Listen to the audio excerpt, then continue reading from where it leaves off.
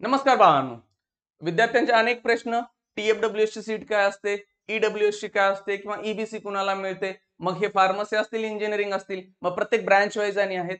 हे जे काही डाउट्स आहेत ना, आपण या व्हिडिओमध्ये आपण क्लिअर करूया. ह्याचे काही फायदे आहेत ह्या सीटचे, काही तोटे पण आहेत. आता ते माहिती नसतं, विद्यार्थी डोळे झाकून टाकतात किंवा म्हणतात की आम्हाला ह्याची गरज नाही, सोडून देतो, काय उपयोग होत नाही. तर सगळे जे डाउट्स आहेत ह्या सीट्स बद्दल आपण क्लिअर करू. काहींना वाटतंय की हे फक्त ओपन वाल्यांसाठी आहे, हे कास्ट वाल्यांसाठी नाहीये. सांगतो की हे सगळं महत्वाचं आहे. कास्ट वाल्यांसाठी पण कसं बेनिफिट ठरतं ते पाहूया आपण. ओके, तर बेसिक आपण टेबल बनवलाय. TFWS tuition fee waiver scheme, economically weaker section EWS आणि इकॉनॉमिकली बॅकवर्ड क्लास मग EBC. आता हे फक्त कास्ट वाल्यांसाठी नसतं, ओपन साठी असतं. ही एक पूर्णपणे अंधश्रद्धा आहे. चुकीच्या माहिती पसरवलेल्या आहेत आणि त्याच्यामुळे मुलांना पुढे जाऊन नुकसान होत आहे. आता tuition fee waiver scheme, seats किती आहेत बघा. पहिला पॉइंट मी सीट्स वरती मांडलाय. सीट्स किती आहेत?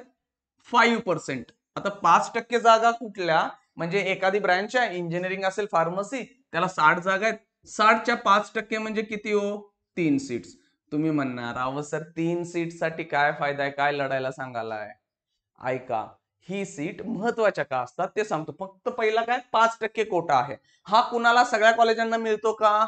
हा, ज्या कॉलेजच्या मागच्या वर्षी 50% सीट भरल्यात, म्हणजे त्या ब्रँचच्या, समजा एक सिव्हिल ब्रँच असेल एखाद्या कॉलेजला, त्या कॉलेजला 60 जागांमधल्या 30 भरल्या असतील किंवा त्याच्यापेक्षा जास्त असतील, तर त्या कॉलेजला ह्या 3 जागा एक्स्ट्रा मिळतात, म्हणजे 63 सीट्स होतात. ओके, म्हणजे 3 एक्स्ट्रा जागा आहेत कुणाच्या, ज्यांच्या 50% जागा भरल्यात. ज्यांच्या भरल्याच नाहीत त्यांना ह्या 3 जागा मिळत नाहीत. ओके, ठीक आहे. दुसरं, EWS साठी किती आहे? 10%. म्हणजे आता तिथं 60 जागा असतात एखाद्या ब्रँचला, त्याला किती मिळणार बाळांनो? 6. म्हणजे ह्या पण एक्स्ट्रा जागा मिळतात. त्या 60 मधल्या 6 नाही आहेत. 60 जागा होत्या, 60 सीट्स ज्या काय होत्या त्याच्यामध्ये 6 एक्स्ट्रा. अहो म्हणणार मगाशी पण 3 एक्स्ट्रा होत्या. हो, ऑब्विसली. म्हणजे त्या 60 प्लस ह्या 6 आणि ह्या 3 एक्स्ट्रा, अशा टोटल किती होतात बाळांनो? टोटल 69 सीट्स होतात एका ब्रँचला. ओके, क्लिअर आहे, समजतंय? म्हणजे ह्या 3 6 एक्स्ट्रा जागा आहेत. ओके, EBC कुणासाठी आहेत? ह्या सीट काय स्पेशल राखीव जागा नाही आहेत. ह्या जागा ओपन सीट मधल्याच विद्यार्थ्यांना दिल्या जातात. म्हणजे ओपनला किती जागा असतील, समजा आता महाराष्ट्रामध्ये किती आरक्षण आहे म्हणणार ओपनचं? 40%. म्हणणार अहो कसं काय 50-50% असायचं? नाही, ते SEBC मराठ्यांना जे 10% एक्स्ट्रा गेलं ते ओपन मधून गेलं. म्हणजे मराठ्यांसाठी 40% जागा आहेत. म्हणजे आता 60च्या 40% म्हणजे किती आल्या? 24 सीट्स आल्या. आता एक्झॅक्ट 24 असतात का? नाही, त्यात पण मग बरेच थोडेसे रिझर्वेशन येतात. मग त्यात म्हणजे फिजिकली हँडिकॅप मुलं येतात, PWD असतील, मग ऑर्फन सीट असतील, मग हे बरंच थोडंसं रिझर्वेशन वेगवेगळ्या टाईपचं आहे. ते आपण तेवढ्या डिटेलमध्ये जात नाही, ते डिटेल व्हिडिओ वेगळा असेल. म्हणजे सीट तरी का आल्या? ट्युशन फी 5% आहेत. TFWS च्या सीट म्हणजे 3 जागा, EWS साठी 6 जागा आणि EBC त्या सगळ्या ओपनच्या सीट. ओके, आता इन्कम प्रूफ ह्या सगळ्यांनाच मिळतात का जागा? नाही, ज्यांचा इन्कम 8 लाखांपेक्षा खाली आहे, या तिघांना पण तीच अट आहे. त्यामुळे त्याचा काही लोट घेऊ नका. 8 लाखांच्या खाली ज्यांचं उत्पन्न आहे ह्या तिघांना सीट मिळतात. सगळ्यात महत्वाचं कॅटेगरी, TFWS बद्दल जी काय अंधश्रद्धा पसरवलेली आहे, चुकीचा नियम बाळांनो, की TFWS फक्त ओपनच्या विद्यार्थ्यांना मिळतं, नाही आहे. सगळ्या कास्ट मधल्या विद्यार्थ्यांना मिळतं. मग तुम्ही कोणत्याही कास्टमध्ये असाल तर तुम्हाला हे मिळणार आहे TFWS ची. मग तुम्ही म्हणा सर आमचा कास्टचा बेनिफिट जाणार का? नाही जाणार. कास्ट साठी ज्या काय सवलती असतात महाराष्ट्र सरकार देतं, त्या सवलती सगळ्या मिळतात. आता TFWS साठी फक्त राहतं काय हो? डेव्हलपमेंट फी राहणार आहे. ठीक आहे, मग ती काय प्रत्येकाला भरावीच लागते. मग तुम्ही कोणत्याही कास्टमध्ये असाल, काही असाल. TFWS साठी 3 एक्स्ट्रा सीट्स आहेत. जर तुम्ही अप्लाय केला नाही तर त्या 3 गेल्या. मग तुमचं काय फरक पडाला अप्लाय करायला? करा ना. मग किती पण मेरिट लागू दे. आणखीन एक चुकीची गोष्ट काय पसरवली जाते, TFWS च्या मेरिट जास्त लागतात. ऑब्विसली जास्त लागणार. आता का? फक्त 3च विद्यार्थ्यांना मिळणार आहेत. आता तिथं सगळे ओपनचे विद्यार्थी चांगले मार्क असणारे पण अप्लाय करतात. कारण का? त्यांना काय आहे, की त्यांना जर दुसरीकडे समजा ऍडमिशन घेतलं तर त्यांना 50% फी भरावी लागेल ना. मग तो मराठा असेल, OBC असेल, EBC असेल, EWS असेल, कोण असेल, कशामध्ये बसेल त्याच्यात, त्याला 50% फी भरावी लागेल. हा, मुलींना काय फी सवलत सगळीच आहे. मग मुलगा असेल तर तो अप्लाय करणार का? मला इकडे बाकी सगळी फी सवलत मिळावी, म्हणून त्या मेरिट जास्त लागतात. समजा आता कास्टच्या विद्यार्थ्यांना एका अप्लाय केलं TFWS मध्ये, त्याला ह्या 3 सीट मिळाल्या नाहीत, काही हरकत नाही, त्याला त्याच्या कास्टनुसार मिळतात सीट. म्हणजे ह्या 3 जागा एक्स्ट्रा आहेत. असं नाही की TFWS ची मेरिट जास्त लागते म्हणून तिथं कास्टवाल्यांच्या पण मेरिट जास्त लागतील, तसं नसतं.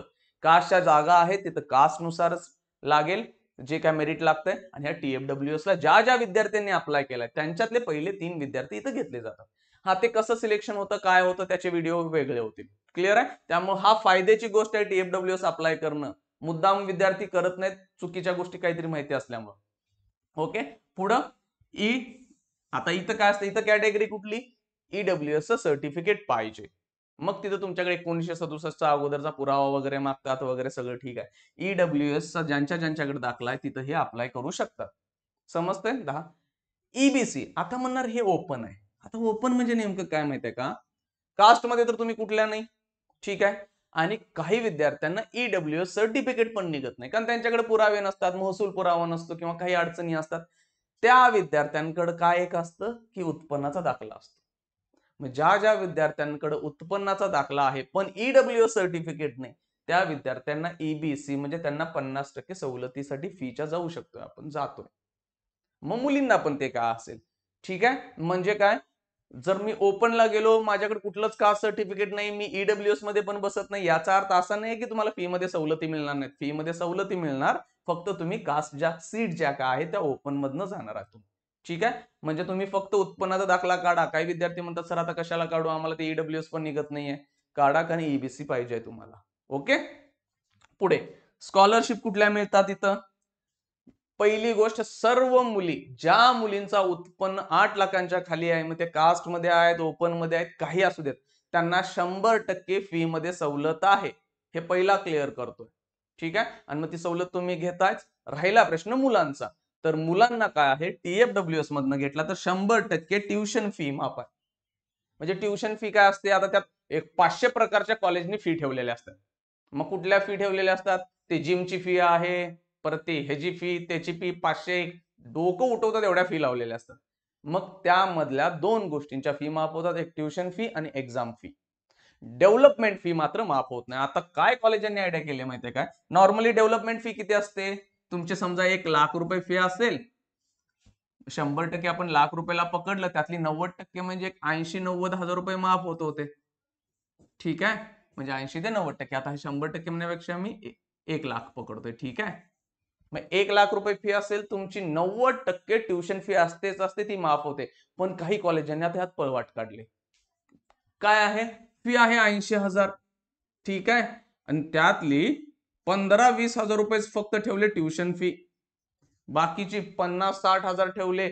काही काही जणांनी 70 हजार ठेवले डेव्हलपमेंट फी, ती मात्र भरावी लागते.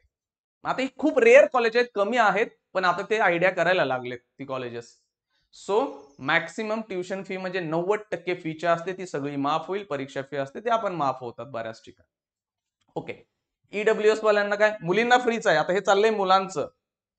50% ट्युशन फी आहे त्याच्या माफ होईल, उरलेली डेव्हलपमेंट फी आणि किरकोळ ज्या काय फी असतील त्या भराव्या लागतील. EBC ज्यांच्याकडे आहे त्यांना पण 50% फी ट्युशन फीची माफ आहे, बाकीच्या ज्या फी असतील ते भरावे लागतील. मग आता हे झाले फायदे, किंवा बाबा वेगवेगळं रिझर्वेशन कसं आहे. तोटा कुठं आहे तेवढं सांगतो तुम्हाला. जर तुम्हाला फर्स्ट इयरला ठीकठाक कॉलेज मिळालं किंवा न आवडतं कॉलेज मिळालं किंवा ब्रँच मिळालं, तर तुम्हाला सेकंड इयरला ब्रँच किंवा कॉलेज ट्रान्सफर करायचं असतंय. मग तो ऑप्शन EBC वाल्यांना आहे. म्हणजे तुम्हाला कॉलेज ट्रान्सफर करायचं आहे, ब्रँच ट्रान्सफर करायची असेल तर तिथं तुम्ही EBC मधनं म्हणजे ओपनच्या सीट मधनं केला तर होऊ शकते.